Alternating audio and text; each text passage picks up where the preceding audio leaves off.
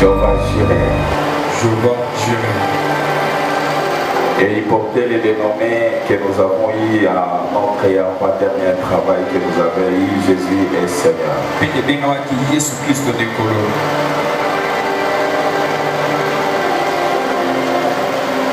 Amen.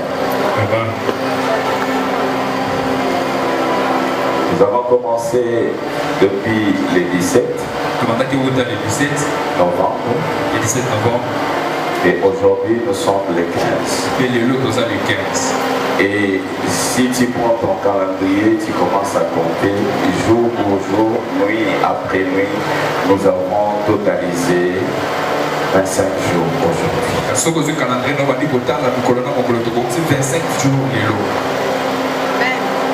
Et pour ça, nous rendons grâce à Dieu pour ce long voyage que nous avons eu avec lui, avec l'aide du Saint-Esprit, accompagné de ses loin serviteurs.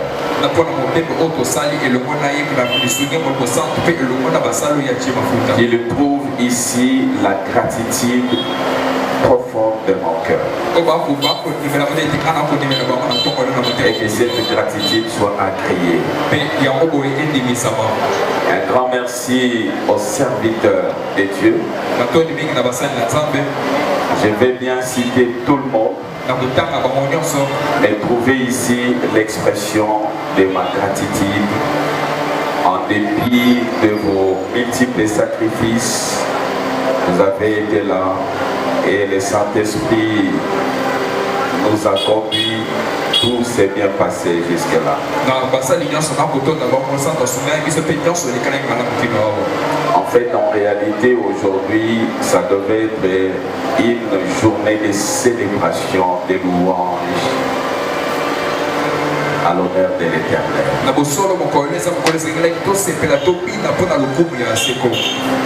Mais pour ceux qui ne nous ont pas suivis,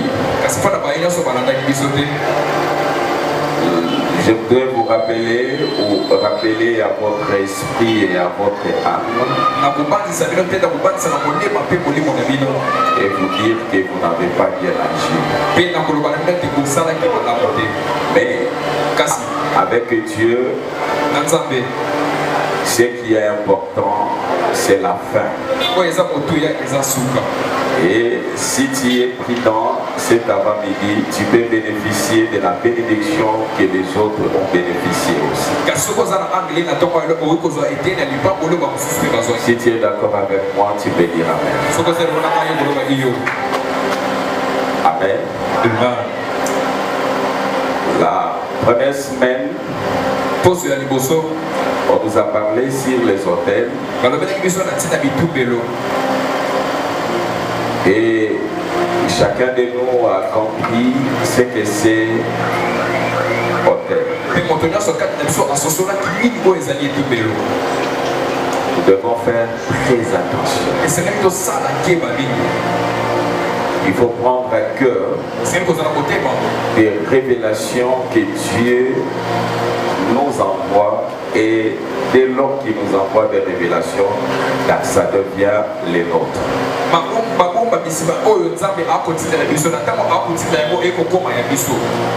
Attention avec les hôtels de ta famille.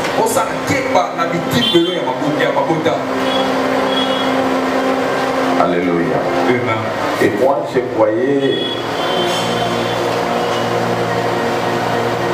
chez nous, quand nous étions encore à Mandal, il y avait nos tantes. Et chaque fois qu'il y avait des problèmes, ils allaient sous l'arbre. Ils faisaient des dessins et on préparait les poulets. Et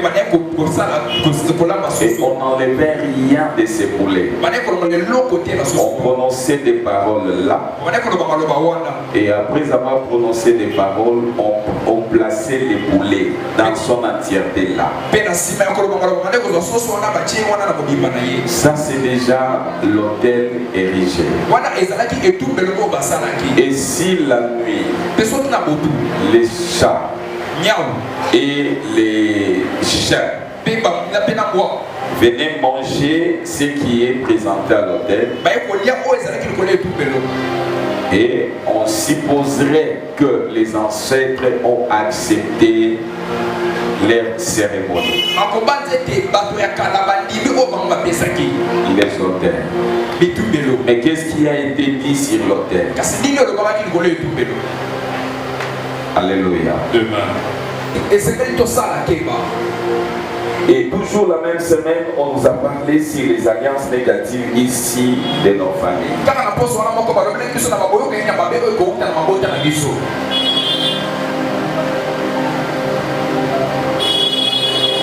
La première semaine, c'était une semaine révoltante.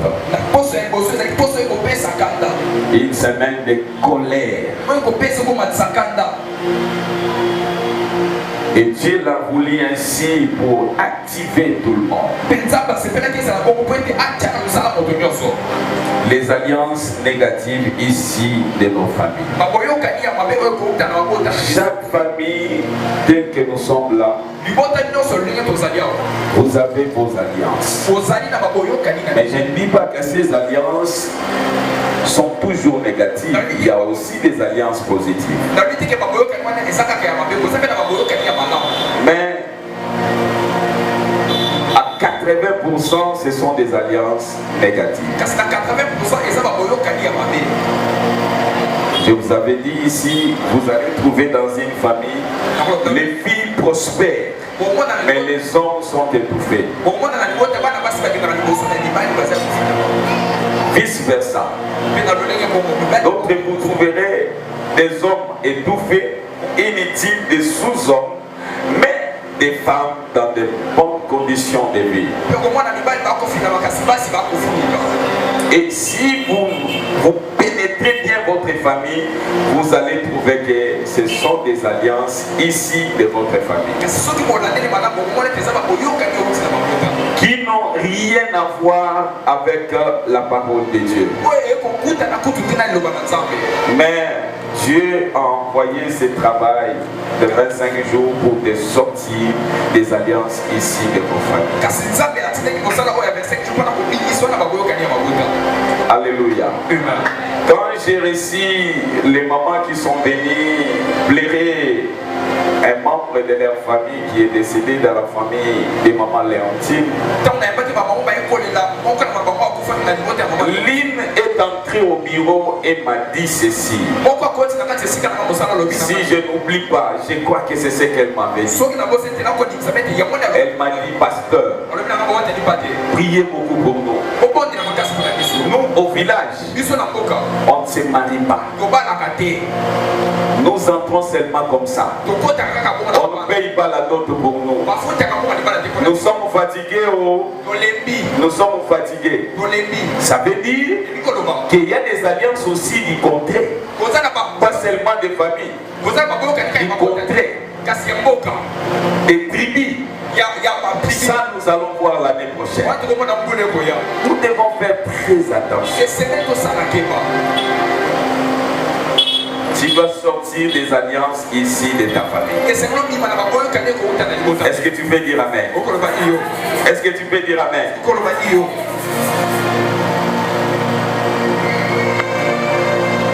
Deuxième semaine, on nous a parlé sur le ministère du secret. Le secret. Vous savez, il y a des gens, garçons comme filles, serviteurs comme servantes. Regardez la position de leurs bouches.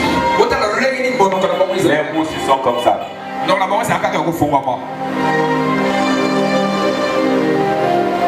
Celui qui ne garde pas de secret, c'est comme ça.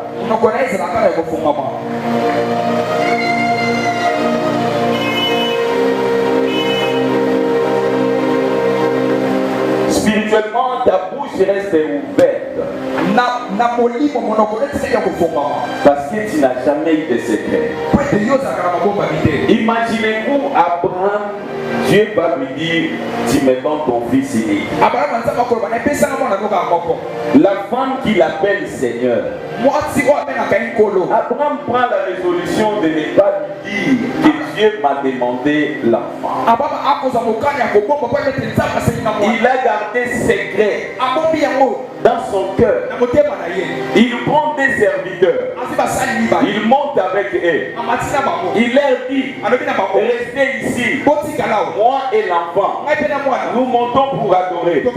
Mais vous n'avez pas droit à aller adorer avec nous. Vous restez ici avec l'âne.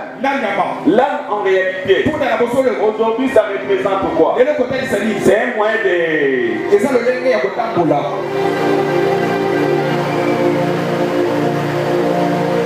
C'est leur voiture. Il a dit, vous avec la voiture, restez ici. Moi avec l'enfant, nous montons. Il a gardé encore secret au pot des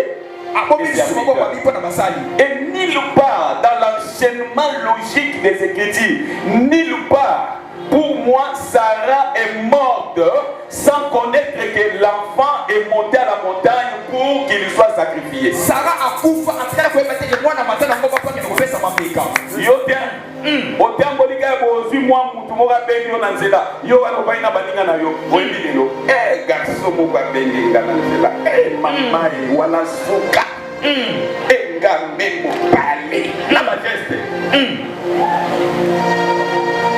Maintenant, la personne à qui tu parles a déjà fait 3 ans, on ne l'appelle pas. On ne l'intéresse pas. Il va te poser la première question de curiosité. Ma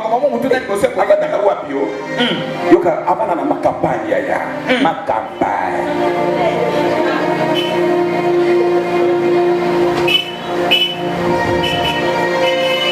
Kutana na bana bandala tunaye bandala okidenga na solo bandala mais moi na moi si ya bandala so kontunye ti habite boyoka j'habite Bombay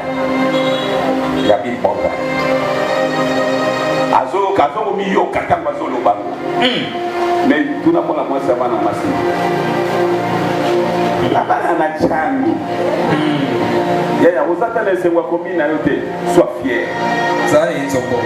Avant les mots, dit j'habite Massina. Sois fier. Est-ce qu'on pouvait croire que de Jérusalem pouvait sortir quelque chose? Non. Mais de Jérusalem est sorti un homme qu'on appelle Jésus. Les sauveurs, l'éclaireur, leader par excellence. C'est lui qui apporte la vie. C'est lui qui change la mort en vie. Il change les ténèbres en lumière. Mais c'est la mission que tu as aussi pour ta famille. Il faut que tu changes les chaînes de la malédiction en chaîne de bénédiction. Regardez donc qui a la chaînette ici. Qui a la chaînette? Regardez, il y a des étapes. Ça qui se relie à ça, ça se relie à l'autre. Et dans l'ensemble, ça forme un collier que maman a mis sur son cou. Mais l'enseignement de ta vie, c'est quoi? Oh, on a ténèbres, oh, on a pauvreté, disette, manque, kozanga kolala malam, kozanga kolia malam, basangi ya monde sala chaîne ta famille na bino. Dana zoloba e ko kata na kombo na Yesu. Na ko dépiécer yango. Na dépiécer moko sima na moninga. E ko impacter lisusu vie na yo négativement. Tu as droit à être impacté par un seul nom. Le nom de Jésus impactera ta vie. Le nom de Jésus impactera positivement ta vie. Tu dois apprendre à garder secret. Comme la vie pour garder un secret.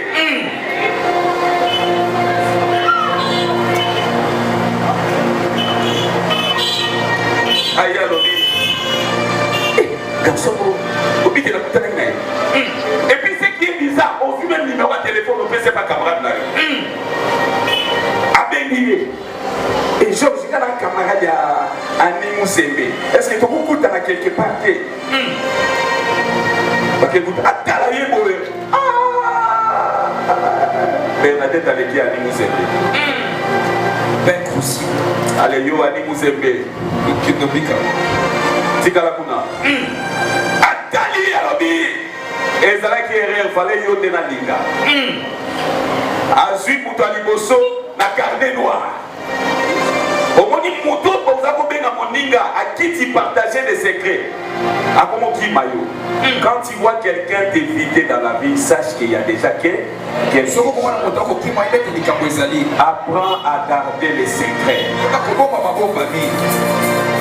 Apprends à garder quoi? Mais ne sois pas menteur. Est-ce que vous avez compris? Est-ce que vous souvenez?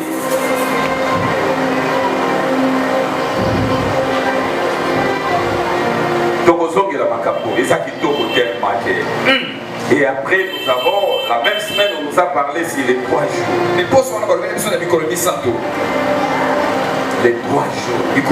Abraham a marché combien de jours? 3 jours. La 3e semaine, on nous a parlé des sacrifices et de l'Holocauste d'Abraham.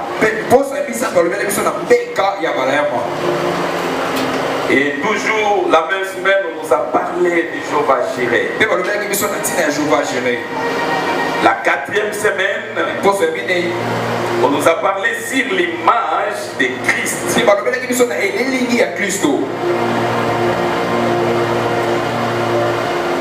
Et on nous a parlé sur la transformation par les difficultés.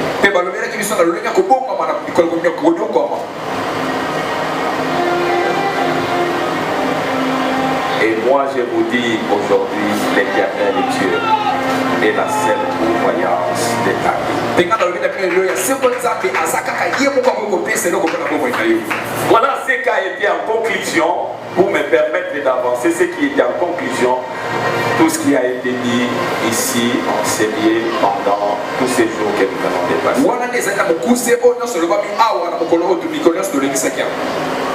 Amen. Amen.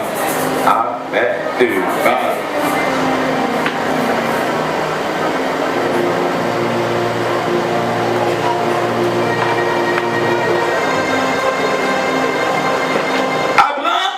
Abraham, premièrement, il a écouté la voix de Dieu. Il n'est pas allé et il n'a pas atteint la pourvoyance. Mais d'abord, c'était la voix de Dieu. La voix de Dieu se fit entendre aux oreilles d'Abraham.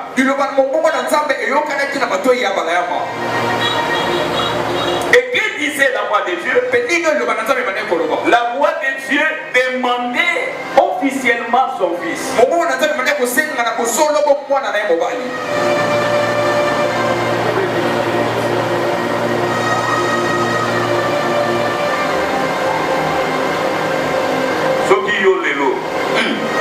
Si Dieu venait vers toi, il te dit, ma fille, donne-moi ton mari. Donne-moi ton mari. J'ai besoin de ton mari. Tu sais ces raisonnements? Je donne ton mari. Toi, tu es devenu sorcier pour te dire non.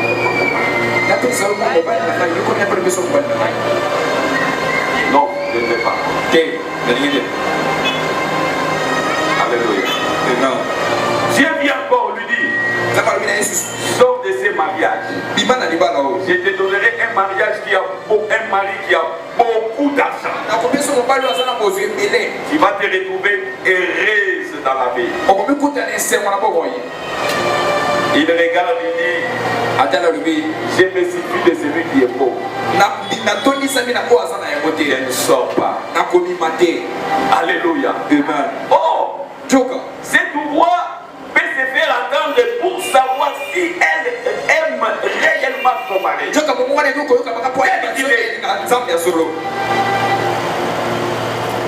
Et quand il dit non, Ça va maintenant susciter Dieu à rendre son mari riche. Quand elle lâche, elle dit oui. Un matin, il se réveille, il dit à son mari, merci pour les temps qu'on a passé ensemble. Je préfère qu'on s'arrête là. Et elle ne révèle pas, elle garde le secret de ce que Dieu lui a dit. Et il ne dit pas son mari, Dieu m'a dit. Elle dit, je préfère qu'on s'arrête là.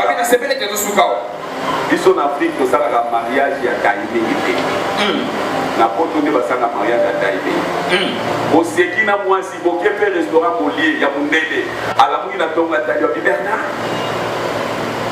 Tu es bien réveillé? T'as bien dormi? T'as fait quoi? Je suis désolé Bernard. Notre parcours s'arrête ici.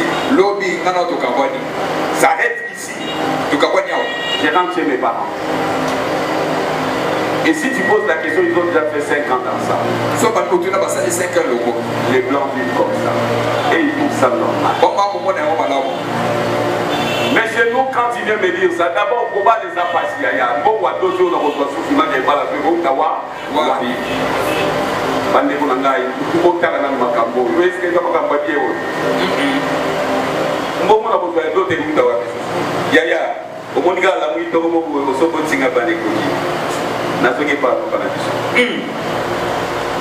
Ils sont en Afrique, Amen. Faire pour voir si réellement Blandine aime son mari.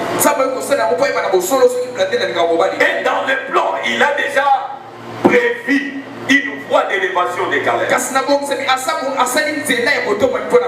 Et maintenant il vient vers sa femme. Lui dit, c'est pas toi de ton mari parce qu'il est pauvre, il est malheureux.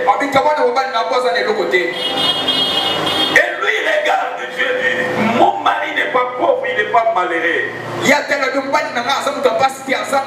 Parce que c'est lui qui était pauvre, c'est lui qui s'est fait pauvre, c'est Jésus. Il s'est fait pauvre pour enrichir mon mari. Regardez les réponses comme ça quand il est dit à celui qui s'est fait pauvre. C'est-à-dire vous les stimulez, vous les poussez, vous les brisquez, vous l'obligez même à faire de ton mari un homme riche.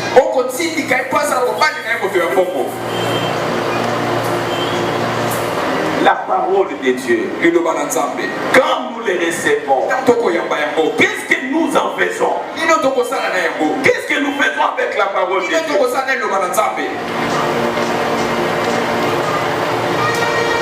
Dieu n'est pas un homme pour mentir, ni un fils de l'homme pour se repentir. Il nous fait ici les moindres détails de sa parole pour l'accomplir. Prends tout ce que tu peux. Mais laissez-moi la parole de Dieu. Avec la parole de Dieu, je peux appeler à l'existence des choses qui n'ont jamais existé.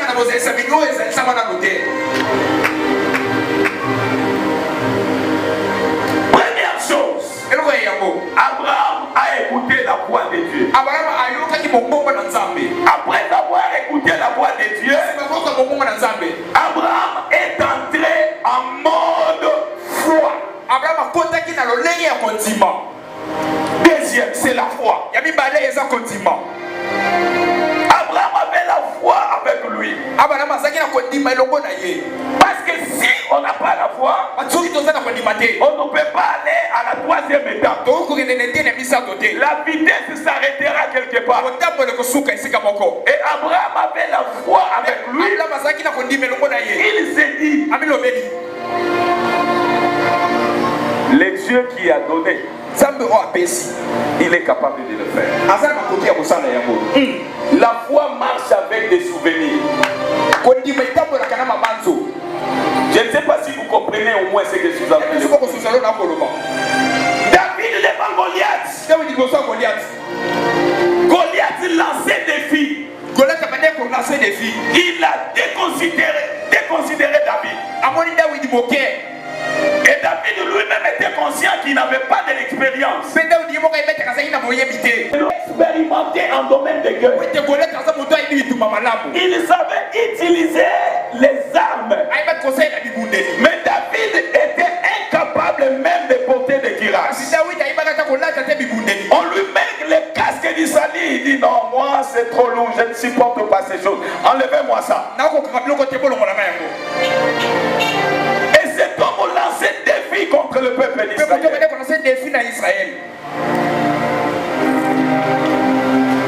Je vais te dire une chose. Landanga lelo. Soko kanisi na famille na yo bandeko na bakondima yo bakotika na kondima yo te. Oyoki? Est-ce que bandimaki David? Qu'est-ce qu'on a dit de David? Voilà moi encore là un orgueilleux. Mais comment vous pouvez appeler orgueilleux si lui qui a réussi déjà l'huile de Dieu? C'est l'huile qui le pousse à dire c'est l'onction de Dieu.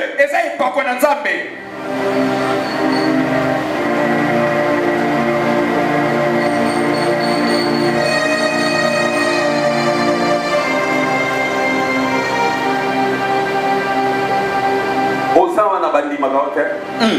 Ato che côté ya so ya na mwasakali.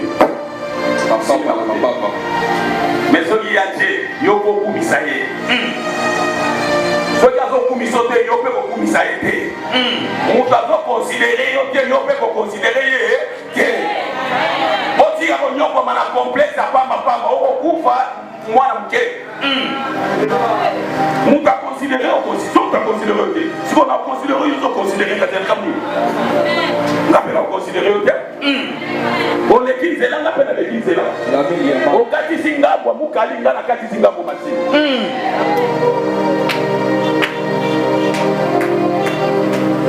qui y a un ayo, soit on t'a la pause. D'ailleurs, quand on t'a dit la Bible, Nzamba boya baya nyon, fakena ko ngaba na mikie. Atombola ka ba na mikie. Ne bango Nzamba s'intéressa na bango baya nyon so sabo, kimbeti, okele kuna.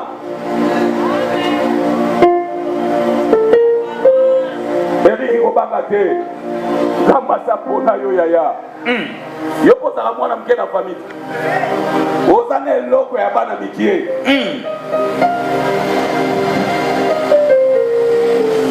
Bana liboso ba alo ba penser que biso ba tina te. Yo ndoko yeba.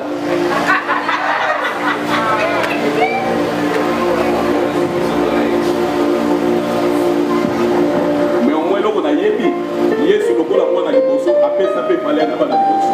Amen. Oyo ki bien. Oza soulager. Mais biso bana mikie. Yaya. Et loko wana e bana mikie sali. Alléluia. Amen. Alléluia. Amen. Les souvenirs. Mabanzo. Il dit. Je suis en train de parler de la foi. Comme deuxième point. Chaque fois, qu'est-ce qu'il faisait? A étranglé Bango. Il est tué. Et il sauvait les ânes, les ânesses. Il est sauvé comme ça. Alors, je me suis dit que David Makasi Nyazagi Nango. Lion. Kosi. Yaya. Lion Soga Chigaka. Nazaba. Mais Nyama Kosa Pembe Nazatia. Omoni Nyoka Kwa Zoluga Matanzete Menzete Zoboya. Pour lui à Gangi.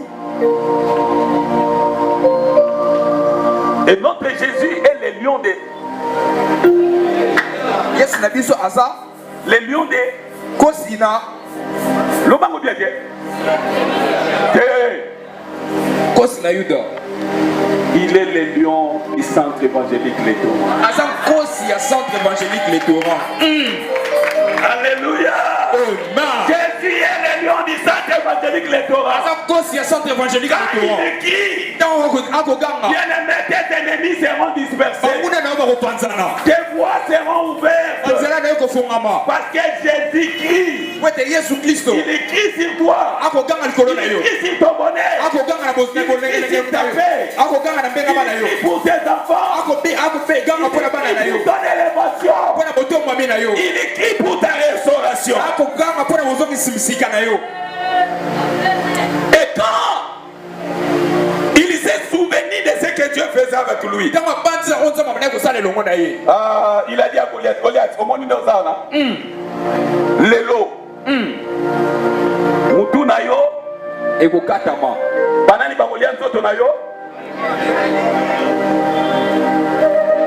Après avoir qu'on va souvenir, foyer. Bien aimé, quand tu te trouves devant des problèmes, est-ce que tu n'as pas de souvenirs de Dieu? Il n'y a pas de choses que tu as fait pour toi. Active ta foi. Sur des souvenirs. Sur des souvenirs. Active ta foi.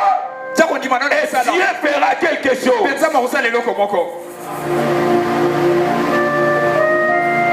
Et troisième point, c'est la préparation.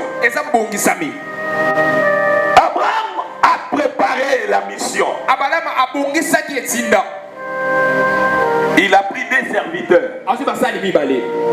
Il a pris son fils. Il a prévu les bois. Il a prévu le feu. Ça c'est une préparation. Il a préparé la mission. Je vous avais dit, il a tout préparé, mais il n'a pas révélé à son fils qu'il avait les filles qui lui servirait de lier son enfant. Ça, il n'a pas révélé. Et je vous avais dit la fois passée ici, Dieu merci.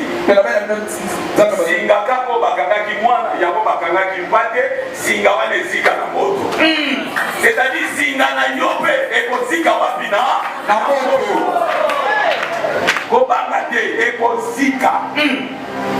la Bible dit notre Dieu est le feu de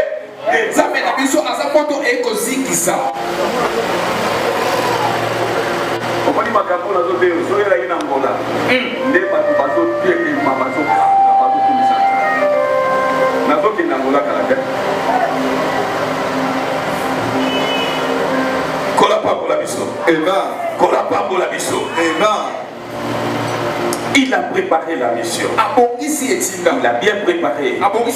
Et sans la foi, Abraham ne pouvait pas préparer la mission. Il a préparé. Il a tout prévu.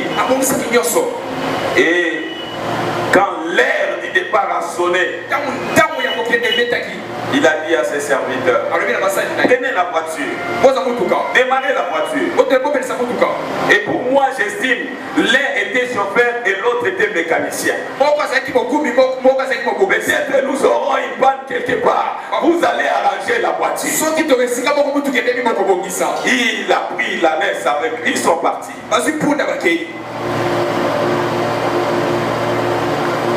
Yo somoni mutuge matangomba ngomba neti yo mangengenge mutuge se koma kuna osiko mona te papi ya mutuga mangengenge nyama na ninga okoma kuna te ngomba ne zala ki ngomba. Alléluia. Amen.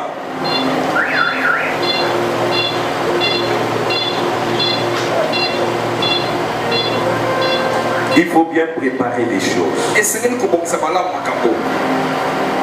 Prépare bien les choses. Qui moi si mon nene, qui mon nene va préparer kabo lelo. Trompe pas préparer moi la naye. Si mango lelo. Dans les jours à venir, moi na ya trompe, moi na tsuka naye. Oya dépensaka par jour. Non, par mois, 2 millions de dollars. Par dépense inutile. À ce avion, à Kesobiwapi, à ce loué par hôtel. Et quand j'étais à Dubaï, Namoni, quand on le trompe à Zotongisa, ça dit 10 ans il y a construction. Imaginez, même les anakati plus de 100. Il faut savoir se préparer. C'est une collier pas comme il ça. Ils ont fait ça du balaye, ça du bala, comme du balaye, ah galibana. Mais tu ne te prépares pas. Ma maman va sauter à vendredi. Mais une jeune fille qui aspire au mariage, elle doit venir suivre ses enseignements pour à se préparer. Yote, Bozo se galibala, mais tu ne te prépares pas. Hein? Liba de ça, oh, biso to mona na ba mikili ya moto te. Omoni bango baza na ba train. Telema. Si na ba train, ba ki paka train. La kati ya ba tuta. Bazo ki pete partout.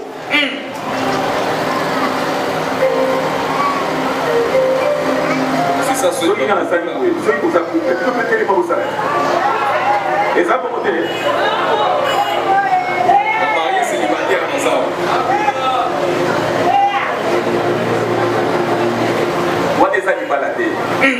Le mariage se prépare.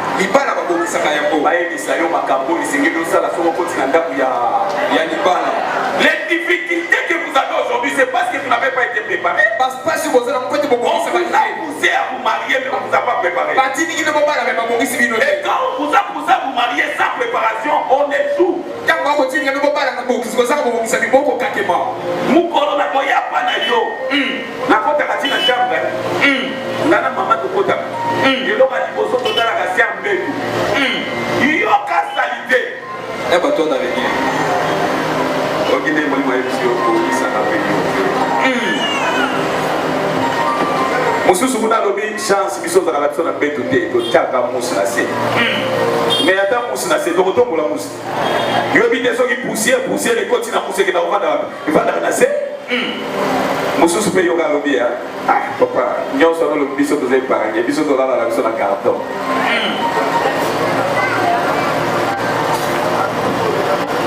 Lazo changer carton on a beto bien. Soki malobe ça yo ya pas bon. Alléluia. Il faut une préparation. Si tu n'es pas prêt, il a tout préparé, papa. Il a eu la foi. Foi, il a fait ma qualité. Il fallait que ça et tout. C'est vrai. Dieu pouvait même pour ça la qui n'a élu montre qui peut tomber tout bélo. Mais il y a un mot à prévoir moto. Yote ba maman bazolo ba tayo na daba ba o sobo oke o somi biloko o somi mu ate dango yo chede ya biloko na moto mama dire esa manda kwa Mungu akamkebo. La côte a vu Mungu anayo beli maloba. Eh bien, ngande mwa msara na national wa Mungu asela. Biloko bole ya botonga moke. Asaisi na mwa kingo. Yamo moni atola biloko bana balie beli batonga kate. Boko asosiaka ba Mungu ya libanda. Ya. Osomba Mungu akaka oyo.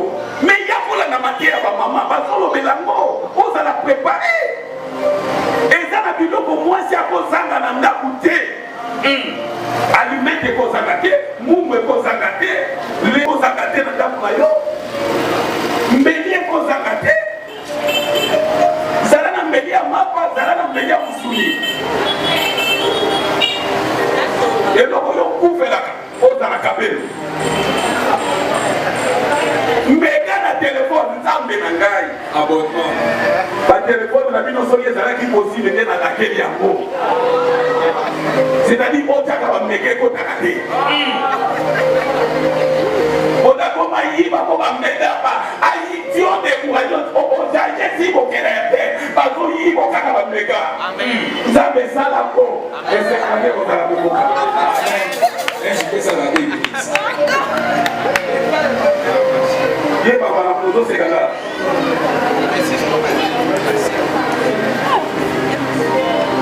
Tu peux avoir les mégas dans ton téléphone, mais mon voisin vous a dit. Ce qui est bizarre, par la façon que les classes n'attendent, asa baloli bakoti sukali ezate yoka na 6h aketoke mama wana mama kabamba keba na bakombo mosusu na vie soko bengi kombo na mona ezali ya kombo kindoki mama mwika mwa kibola mwa kabisi yoka bakombo mwa misenga kawa mwa so eza komba famille na limbisanga eza bakomba yete okesenga mwa misenga sukali alalaki na epongi kokokokokoko mwana asalati uniforme na koka na koko mama lobi tiena ye mwa sukali na babalo na biso ti atali na mwana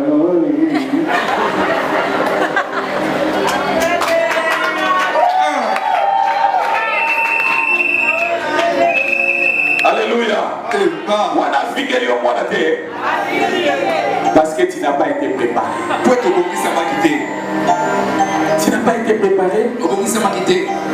Il faut que tu te prépares aujourd'hui. Et c'est comme demain tu vas travailler. Le bureau ça. Tu auras des chefs. Apprends à vivre avec des chefs. Tu auras un bureau. Apprends à vivre avec des clés de bureau. Un jour, tu te lèves le matin, qui a des clés? Donnez-moi des clés. Toi, je sais que tu as aussi les séquelles là. Je le sais. Tu prends des clés là-bas. Tu mets des clés. Voilà là où on met des clés. Est-ce que vous n'avez pas oublié? Et des fois, quand vous arrivez au bureau, tu sors tes clés maintenant.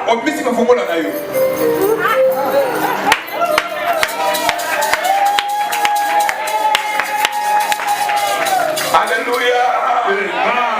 Il faut que tu sois préparé.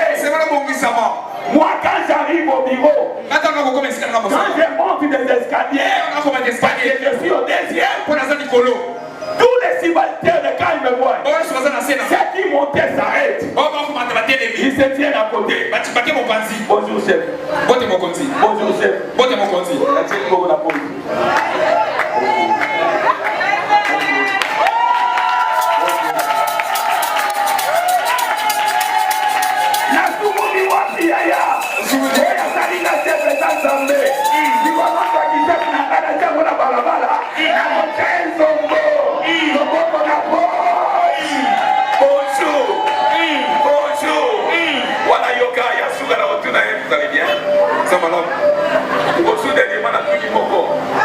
Par intuition, moi j'ai appris qu'au final du mois, si ça m'aide les gars.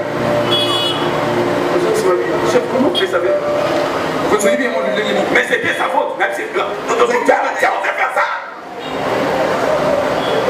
Et tu viens me voir au bureau. Quand vous voyez la récupérer, à Pongwa Bibo. Yoka Maramba Singa. Avec chef, on a payé un bon salaire. 2 500 000. 2 semaines après, avec ça, on va essayer. Alors, c'est un bon. Yaya, il y a la famille. Amen. Vous autres, on a déjà dit que la famille a mis le mobile à l'égalité. Et vous savez, ma capote, ça l'a dit, ça l'a dit. 2 500 000, il y a la personne qui est raison, on a mis c'est bon. Ça l'a quand même déjà pénacé. Il faut m'a préparer nous. Moi, il m'a négligé de quoi gérer mon bala pour ça. Il y a qu'à avoir. Pas maman va tout la qui ça. Année de vos bandeaux. Ceux qui vont que la qualité. Les bateaux, il n'a pas pour la que l'on qui ne soit pas pour la. Si tu n'es pas une fille qui est préparée par les mamans ici à l'église, que l'on pour l'église ne soit pas pour la. Le coup moi ça pour la gana pas pour la babalade pour la pambola mais le coup moi ça pour la gana pambola bando va préparer. C'est là où je tire profit, c'est là où je tire la gloire. Et puis que oh on a nega kei à gana chemin non et tout. Makamusu na boy ngaka koloba. Moi si on va to finga pour de leso.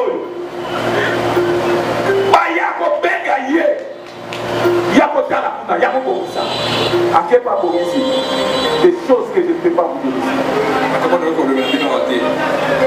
Et de la même bouche qui a cherché, c'est dans la même bouche qui appelle bordelaise.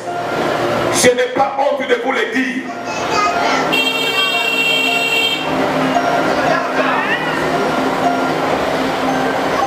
Celui qui a éclairé ta vie une seule fois a droit au respect.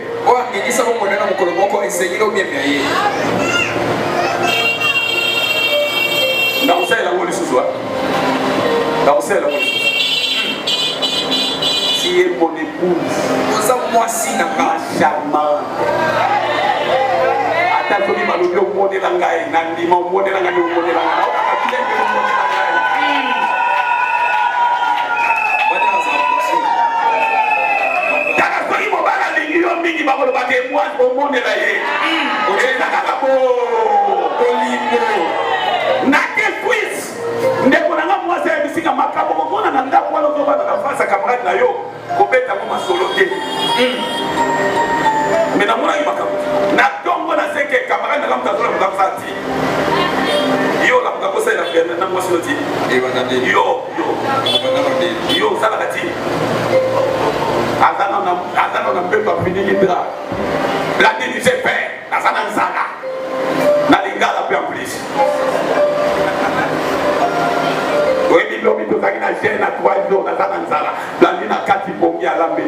Mais n'importe où, ils ont autre chose.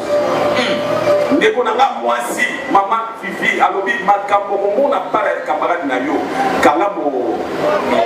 mais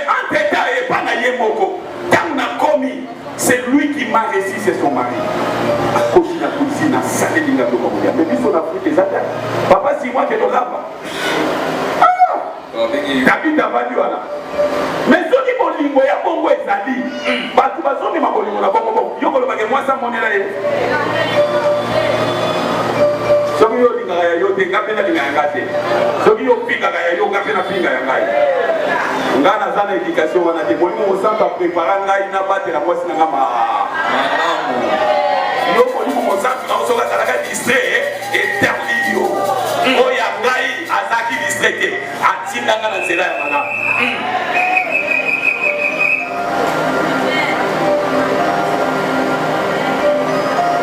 nasuki sato na continuer et donc simba et donc la place c'est papa qui prêche. C'est papa qui prêche.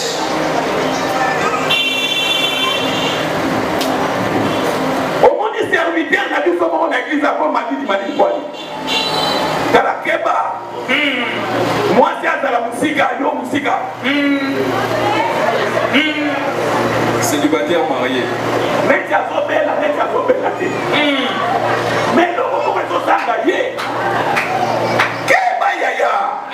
Olala kana ye otaloko boya sate yo ba ibisanga na nani Emmanuel mwasi na mondela ye balingana alingana mwasi na ye ga soko to bodo serviteur fanatique numéro 1 mwasi na ye yaya olanda bokolo na ngai ni pasteur mo basaba nsenga lobi bana tsaka mwasi mbogo yo soki.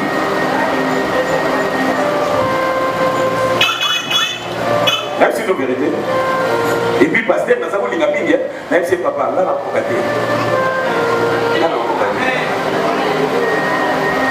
Et insista, là, c'est non. Maintenant, nous avons ça, pasteur.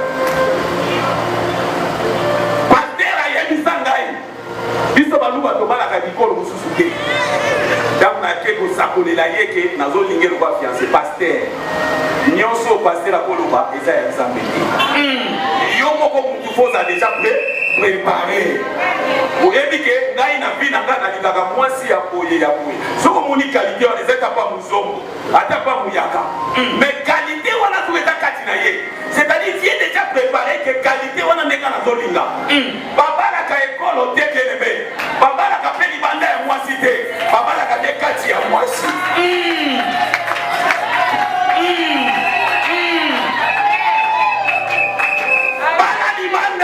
Libanda ne mokufa bala libanda siko yo lingaki libanda azala soki koto munene soki koto kuke abeli koto yo lingaka wane koto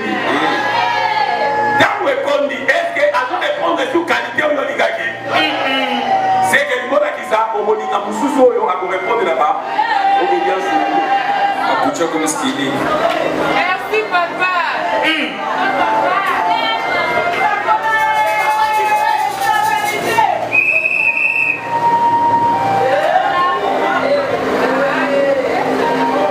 Oh, c'est vrai.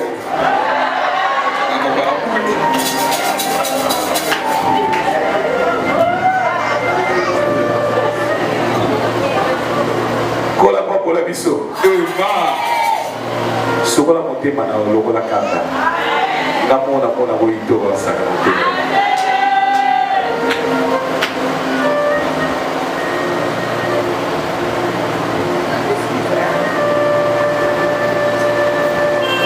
Ponela na kutelema pona mutu moko linga mingi na iglesia.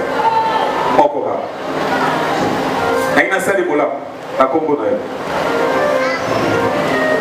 Je suis désolé. Koko linga raté.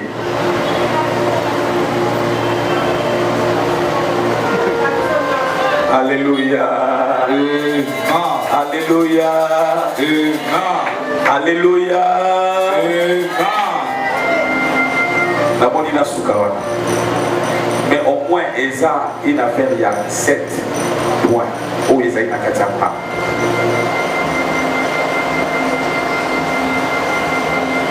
Nalobeli boso la foi, nalobeli la foi, nalobeli préparation. Na kati ya foi, nalobeli kabu ya souvenir. Ce qui est souvenir les alliés, bien aimé les kabou de Neboya. Na kati ya foi toujours, il y a aussi l'amour. Quand on n'aime pas celui qui t'a parlé, vous avez la foi. Il y a des secrets. Après avoir tout fait, après avoir gardé secret, après avoir combattu, après avoir secret, Atali Saraï a dit moi je suis Nzamba Sakoli. Mais elle peut faire ce mois après 25 ans. Abraham avait 75 ans, 100 ans. Et Aïko Kisa 100 ans. Là, il y a des saillies. Non, il y a au moins, il y a un petit peu de ce qui n'a pas eu Bernaclette, il y a un peu de ça. Aujourd'hui, il y a un peu de ça. Il y a un peu de ça.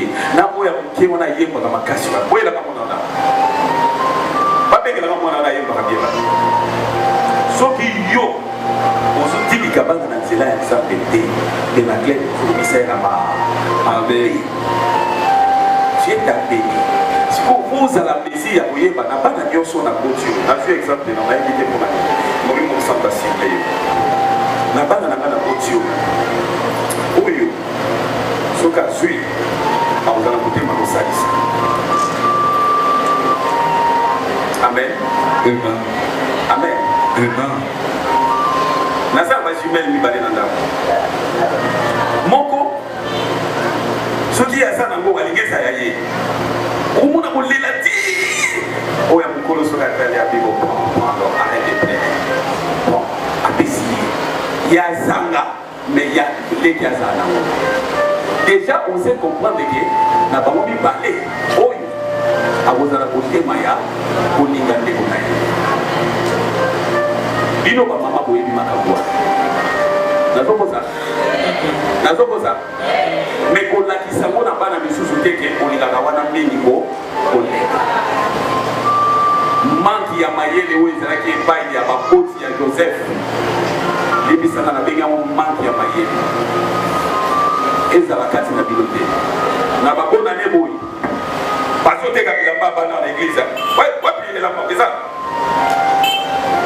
Baye la maman. Tala moi. Fada. Akoye balelo ko yokai.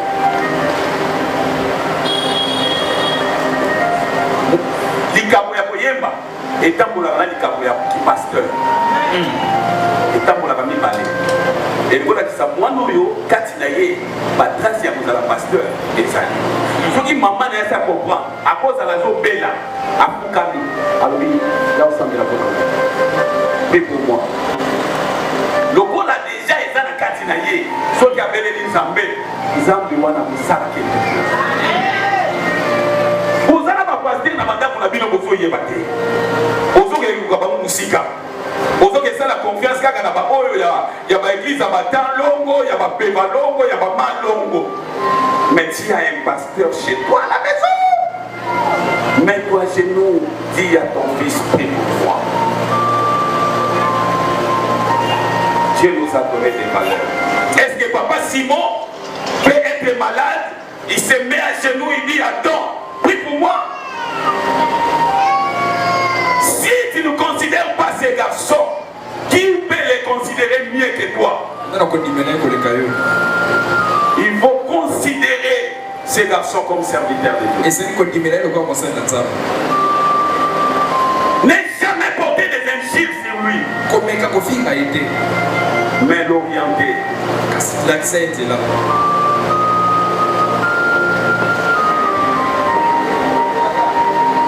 Il a gardé secret. Parce que lui, Abraham, n'était que donneur de la sémence et Sarah était porteur de la sémence. Pendant combien de mois? 9 mois. Pendant 9 mois. Makambo ya mona na semi wana. Abraham mona wote. Nasi na yebisa bino makambo nga na mona. Muto alamuki na 0 heure, azo 0 manga. Ah! Ya 0 heure manga. Tonasele lota maya Mungu wa nanga iwono mela abani pe ulela ko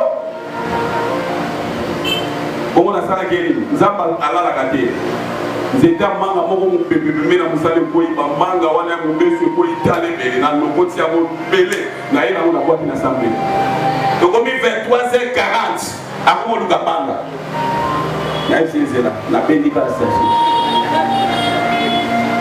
manga mwana dia makambo nyonso moninga moni na douleur wana que tu lui annonces que nzamba sengi mwana non. Abraham a dit non, je garde le secret ma volonté asimi nzela sani ni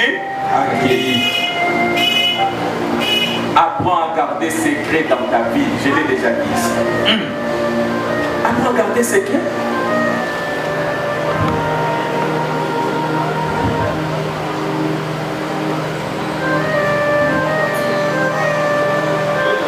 Cinquièmement, sacrifice. Bécan. Alléluia. Amen. Alléluia. Amen. Apprends à obéir à ces dieux. Et si tu manques les sacrifices aujourd'hui, Dieu te donnera lui-même les sacrifices que tu manques.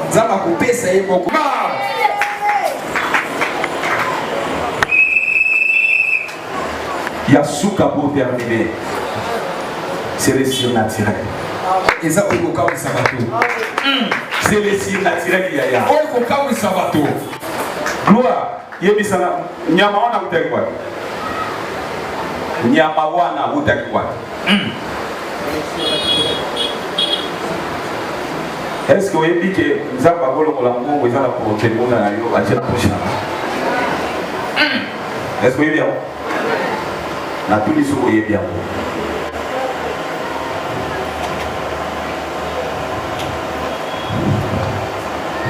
Maman, vous avez samedi là. Kolo, tu as dit la gêne. Nous avons dit que nous avons dit.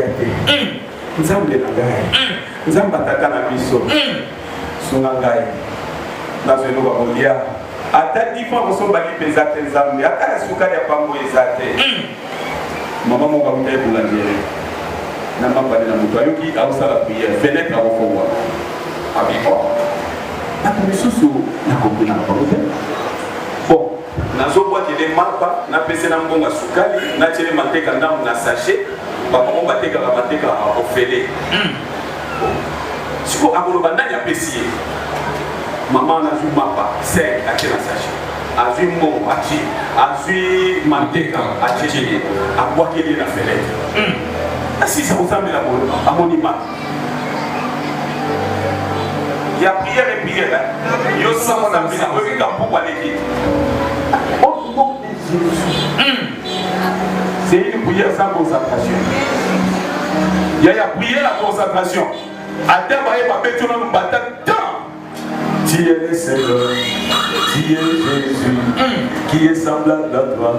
Il y a même le temps. Tu es Seigneur, à qui je peux te comparer, Jésus.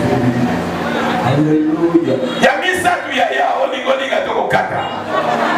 Il y a bataille. Okokata. Mais au moins ça prouve que tu étais concentré. Na mimba ne va nous supporter.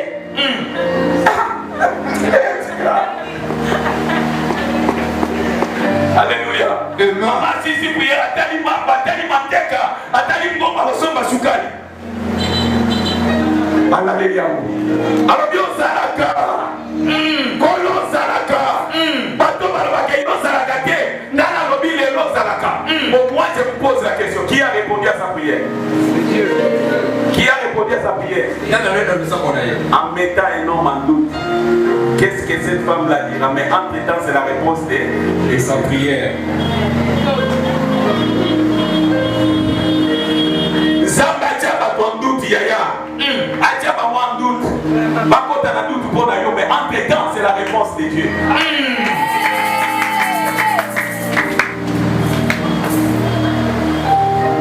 Non, bon ami, non, ok, après si va passer 5 000, 10 000, après ça vient ok, ou kolo mususo ok derrière ça confusion.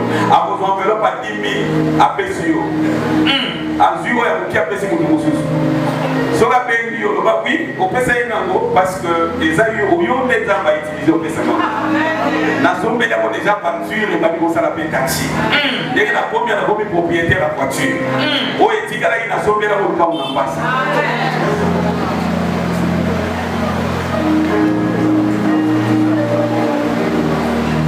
Si naturel qui paraît si quand il ça la bagate. Nzamba ko c'est la tandoki. Bible le dit de ceux qui mangent et sorti ceux qui se mangent. Ba komi lion ba Dieu lion place wana lion dia kabatu. Na kati ya lion wana kufa ba kuti miel de salini et salami. De ceux qui mangent et sorti ceux qui se mangent. Et puis pas n'importe quelle promesse. Dieu a dit à son peuple, n'a pas fait ça, mais non, pas ici, comme il est allé, et si comme il est allé, il est allé. Il est allé, mais sur les deux au sol. Tout excellent. Adam ou toi, mon mabatou, il n'arrivera pas à secouer ta vie. Il n'arrivera jamais à te tuer.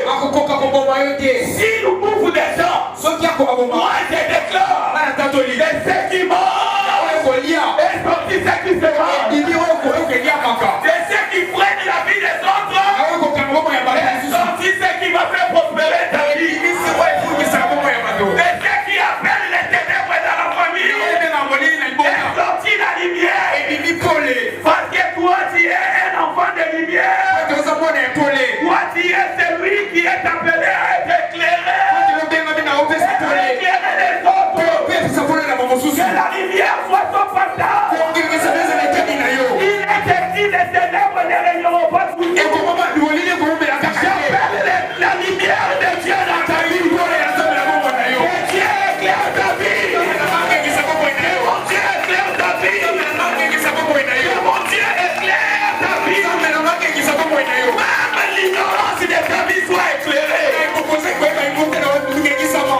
Dieu éclaire tes finances. Que Dieu éclaire même ton ventre. Dieu le déclare au nom de Jésus. Vive le surnaturel. Le dernier point pour Abraham, c'était le surnaturel. Amen. Amen. Amen. Amen. Mise en place de l'application de la parole de Dieu. A saluer la fille moi la Tchélikolo. Alinga maman na nzamba habité télématika. J'ai vu. Namoni. J'ai vu. Namoni. Dieu a dit. Ça va le dire. Préparez l'église. Obongisa ecclesia. Les 15 15. Le 15. Lors du clôture. Que chacun apporte son enveloppe. Il est temps que Dieu dise qu'il a vu. Et que combien de temps on va mettre à Moni? J'ai vu. Namoni.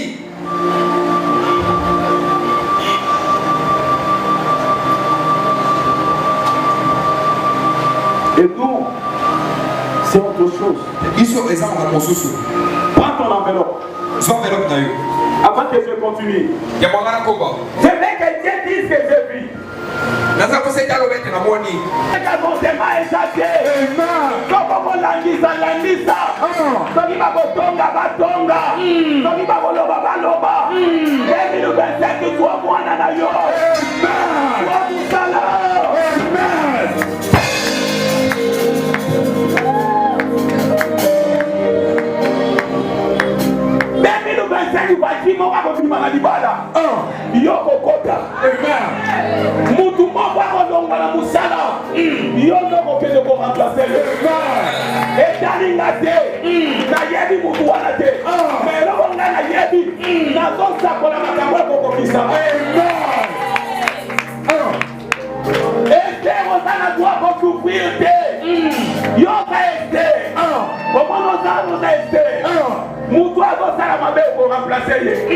Parce que on va vous préparer déjà.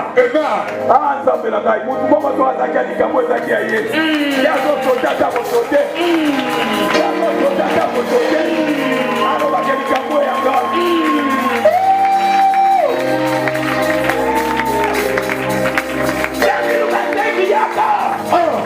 Il y a déjà préparé. Ça déjà préparé.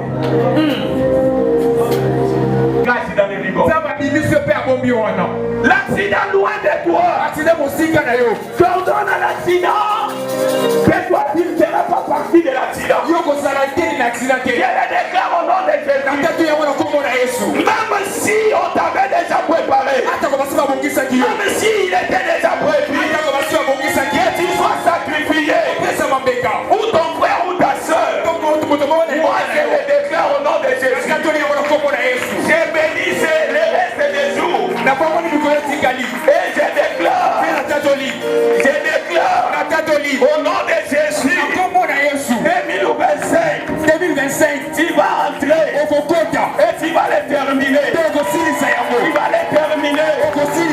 Tu vas les terminer au nom de Jésus 2025 la main de l'Éternel sera sur toi. La main de Yoshua sera sur toi. Ce qui t'a fait pleurer, je le ordonne maintenant de libérer ta vie.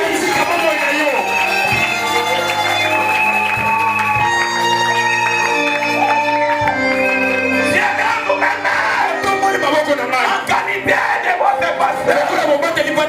Je lève vous-même et je déclare 2025 année de surnaturel. Il n'a jamais vécu. Il va le vivre avec Dieu. Il va le vivre avec Dieu. Lève-toi. Lève-toi. Lève-toi. Lève-toi.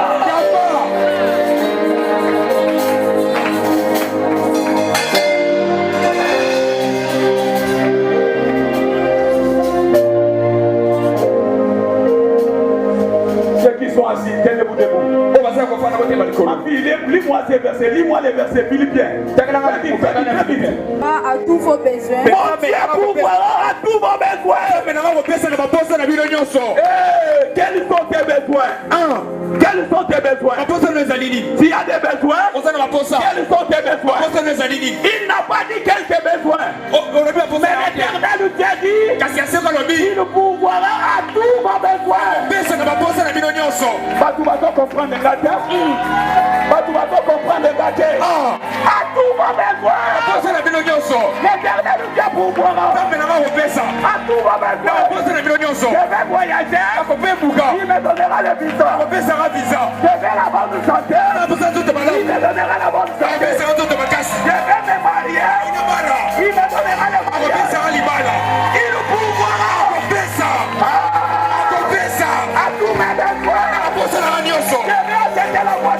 azabuza mutuka akopesa mutuka J'éveille une femme. azabuza mwasi Il me donnera. akopesa mai J'éveille un enfant. azabuza mwana akopesa mai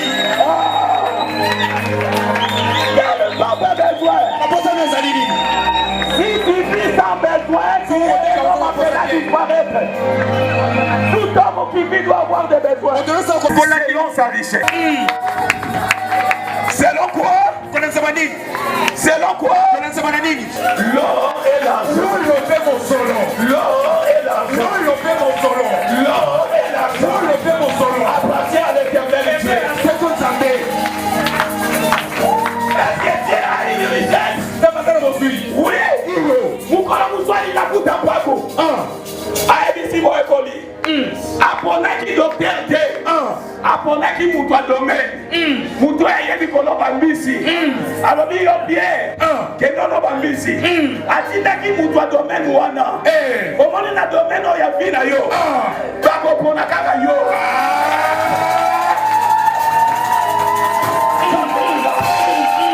Nasa wapi? toka papa Nadoki makako yo yebi wana. Bakopona yo kaka likolo na we. Yango akei. Alobi mbisi alobi fongola ye. Tuna péché yo fongolaka tomisolo mabe. Eza na méthode bafongolaka mbisi. Ayebi ke Pierre ayebi ndenge akofongola. Afongoli mbongo esali nini? ebimi C'est que tu es riche. Même na kati ya mbisi atiaka mbongo. Bongo yo ezala na kati ya prisi. Mpona makambo akosomba lupamu. Nasomba lupamu. Ata lupamu ezokute 1 million.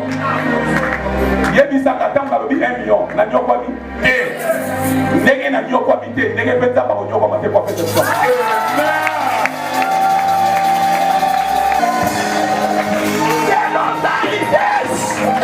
Notre Dieu est riche. nzambe na biso aza moto Il bozwi est pour riche. atonisami na bozwi Richesse eza ye. bozwi eza ye moko Richesse eza ye. Richesse eza na ye. eza kasi na ye Tout ce que tu peux avoir besoin, oto okozala nango mposa il te le donnera. akopesa yango Il te l'accordera. akopesa yango Il te le donnera. akopesa yango Pourquoi il te donnera? ani akopesa yango C'est pour rendre ta joie parfaite. eza mpo akokisa esengo na yo Recevez la joie parfaite. oyamba esengo ya kokoka Recevez la joie parfaite. oyamba esengo ya kokoka Continue. comment Avec gloire Avec ou gloire. Avec ou gloire de quoi? en Jésus-Christ. Hein? En Jésus-Christ. na tembo kati na yesu kristo Avec gloire. Il te donnera la richesse. akopesa bozwi Avec gloire en Jésus-Christ. mpe esengo kati na kristo Et quand tu auras l'argent, mpe ntango ozala na mosolo sache que Jésus a dit, j'étais en prison, vous ne m'avez pas visité. yeba ete yesu nazalaki na prison me boboyaka Et kotalaka tout ce te que Dieu donne à ses enfants, mpe nyonso nzambe apesaka na bana na ye ses enfants ne les gardent pas pour eux. bana na ye babombaka yango mpo na bango moko te Il contribue aussi pour les autres. mpe bapesaka mpe mpo na bamosusu Recevez la richesse avec gloire. oyamba bozwi na nkembo En Jésus-Christ. na kati ya yesu kristo En Jésus-Christ. na kati ya yesu kristo Maintenant, élève tes mains. tomona maboko na yo sikoyo Commence à demander ces choses. banda kosenga biloko oyo Commence à demander ça. banda kosenga biloko oyo Commence à parler avec Dieu. banda koloba na nzambe 2025. 2025 Soki olela 2025 olela te. soki olela 2024 2025 olela te Mikolo ya bina yo etikali liboso.